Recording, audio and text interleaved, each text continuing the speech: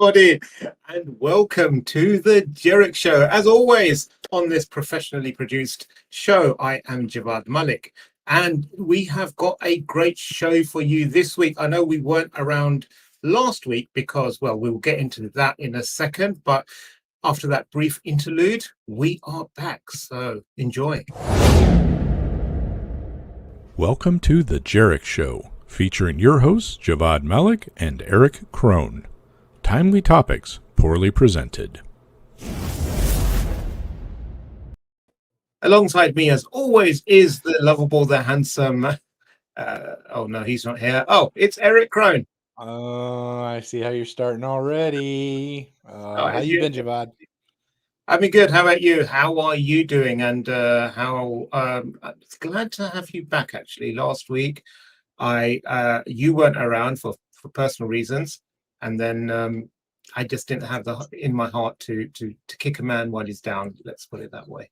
Well, that's because you were melting last week, right? Didn't you guys hit like 102 in London? Yeah, like 40 degrees C. I don't know what that is in freedom units. So. Yeah. Yeah. No, it's hot, that's for sure. And I remember reading about that. Now, I was in Arizona, so I had very little concern over you, because I know at one point the car was reading 111 out. So 40C is 104. And so 43.8 is 111, Javad. Just think about that. Well, I feel sorry for you, but, we're not built for this kind of heat over here. Like, hardly anywhere has aircon. Maybe you're lucky you get a little rickety fan somewhere, so it's not the same. It's not the same. We had the ability to run from air conditioned to air conditioned, right? From the car to the store to the car to the house or whatever.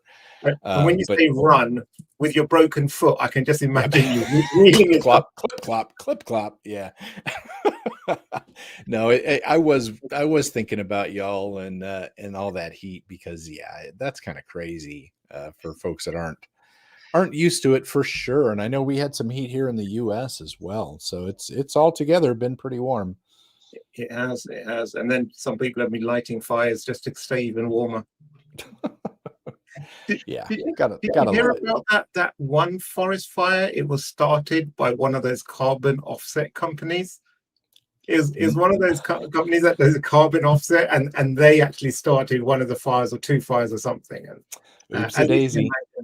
The internet being the internet, the comments were hilarious. Oh, I'll bet. Did not disappoint, huh? No, not in this way. Well, speaking of the internet. I was speaking. No, you're meant to say, speaking of, did not disappoint. Yeah.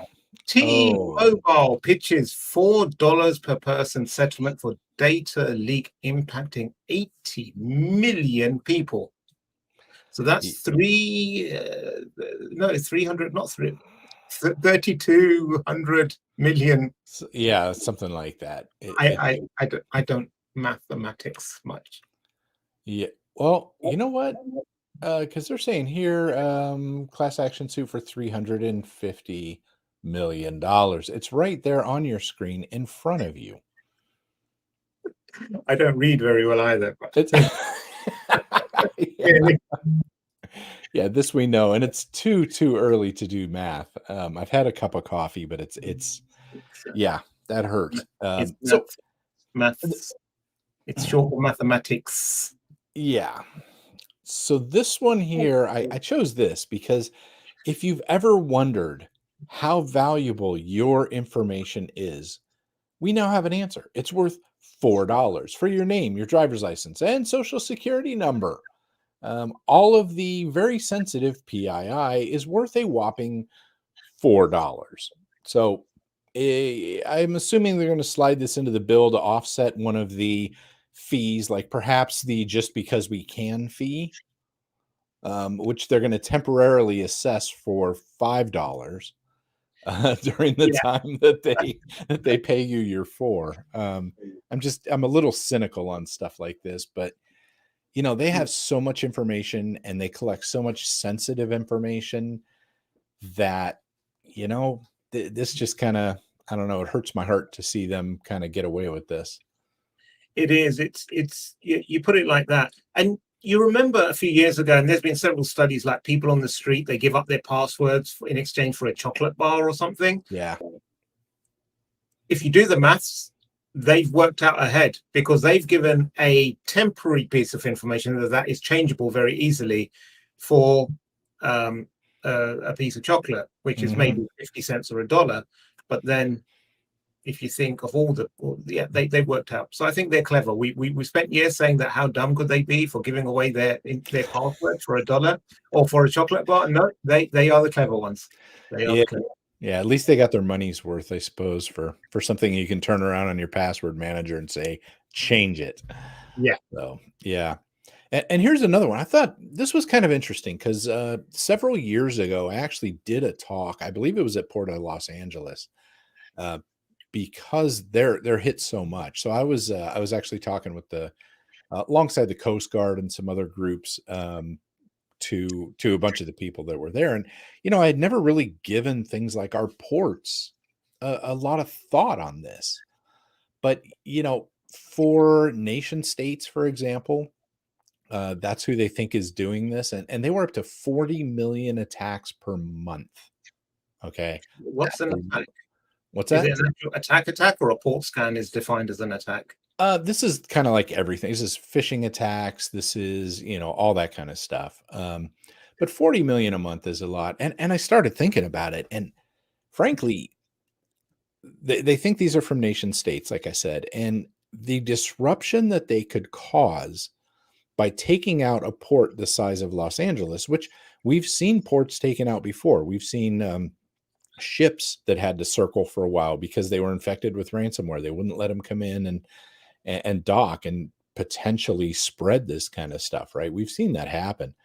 But ultimately, given the fact that we're just getting to the point, at least here in the US, where things are starting to show up on the shelves a little bit more, we're finally getting some supply chain stuff working. If they take out a port like Los Angeles for even a couple of days or a week, that's just going to throw everything in turmoil again. And, economies are already moving all over. The stock market's already very twitchy. You lock down something like this, this could be a very serious thing with respect to the country and the economy. So I thought it was interesting that they have to deal with this. It's very interesting. And what caught my eye was this other story, which is a bit closer home to me. But Russian cyber attacks target Scarborough Council as upsurge reported after the war. And I thought, like, for our international audiences, even for some of us living in London, you probably don't know where Scarborough is. It's the there it is, Sea Life Scarborough. It's on the coast over there, up north, as we like to call it. So that's the good part of the country. And okay, we won't. I won't continue that sentence. That's the great part of the country, of course. What did you think I was going to say? But it's all the way over there, and it's interesting. So their head of security briefed saying that they've seen a massive uptick in cybersecurity attacks. So it's really interesting, and like yourself, I don't know what's in Scarborough. I don't think there's a massive port like LA does, but it goes to show that every in your mind you might think an area is small or insignificant, but they suddenly become very significant when they're part of an attack and when the systems go down, and then you realize how interconnected everything is. I mean, for all we know, Scarborough is probably the linchpin holding the whole country together. Just look at it over there. I mean, if it wasn't there, this crack over here would increase and leave fall in half. That's how it would happen. So Scarborough, hold strong, hold the line, and thank you for your service. I'm pretty sure what happened is someone did a DNS lookup or a whois lookup, and somebody misread that when they translated from Russian to English in their mind, and they're attacking the wrong damn place because what the hell, you know? Yeah, it's kind of an odd place to get targeted. But I'll tell you, so here in Florida, I just got back from the Florida Local Government Information Systems Association meeting. Wow. And yeah, it's a long one to remember. It took me a little while. But essentially, it was a gathering of a whole bunch of the local government, city, states, municipalities, well, cities, the state, municipalities, things like that from around Florida. We all got together down in Hollywood, Florida, which is near Miami, Fort Lauderdale area.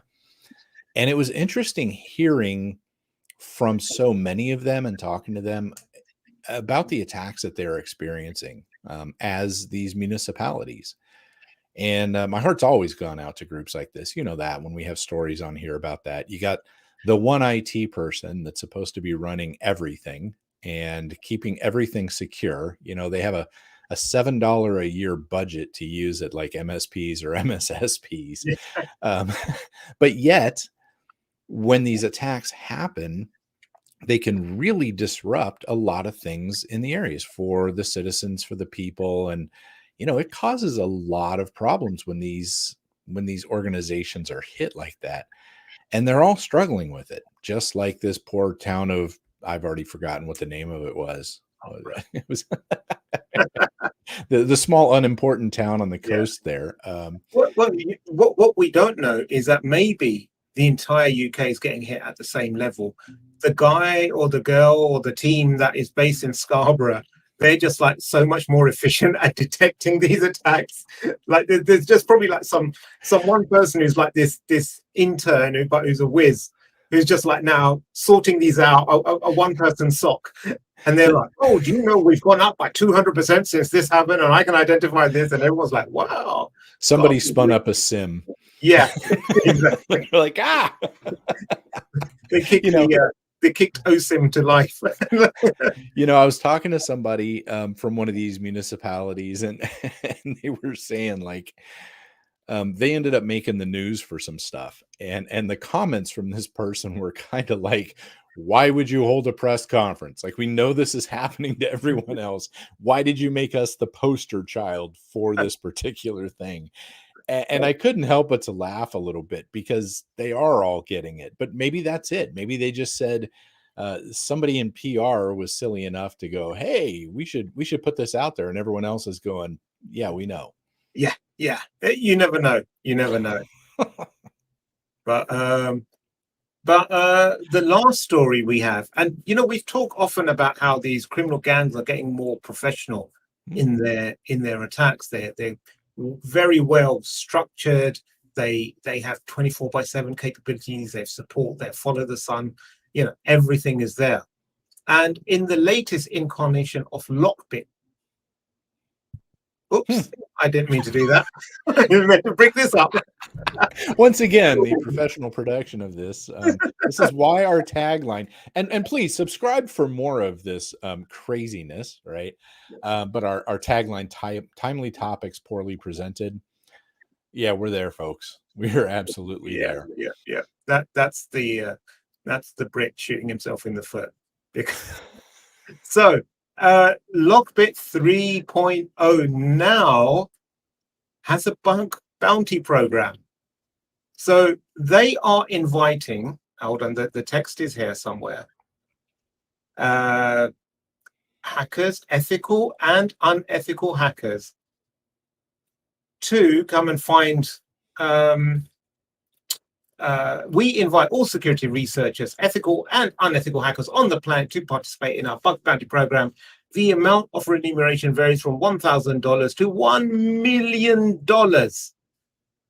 And then they have a list of what those things are. And what's really interesting is, even if you don't have a bug, if you have a brilliant idea on how they can improve the site, the service, or attack capabilities, what's so interesting about our competitors that we do not have? They can offer you a bug bounty. So it is just quite quite remarkable how brazen these criminals have become.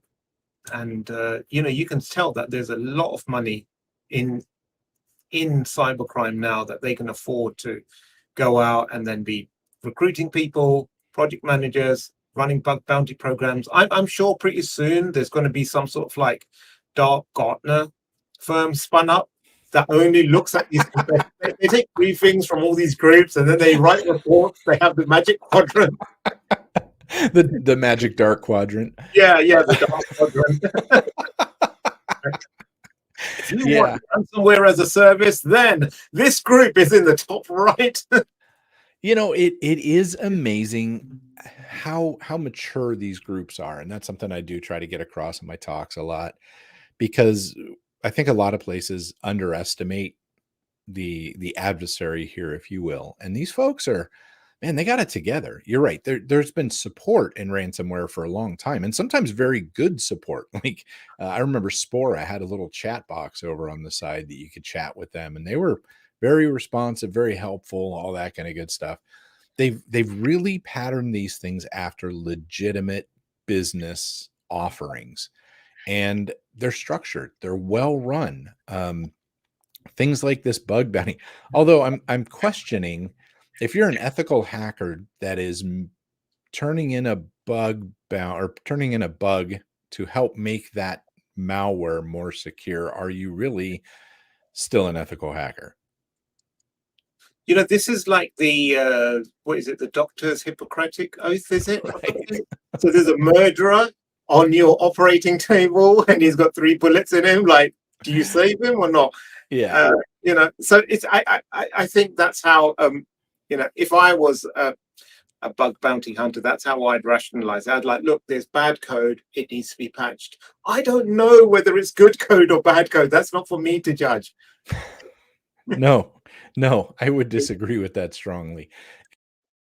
I don't care whether you agree with me or not, Mr. Croy, because I have all the power here. So therefore, in the absence of any objection, I'm right, as always. And don't you just love it? So with that, thank you very much for joining us. And we should be back next week. Until then, stay secure, my friend.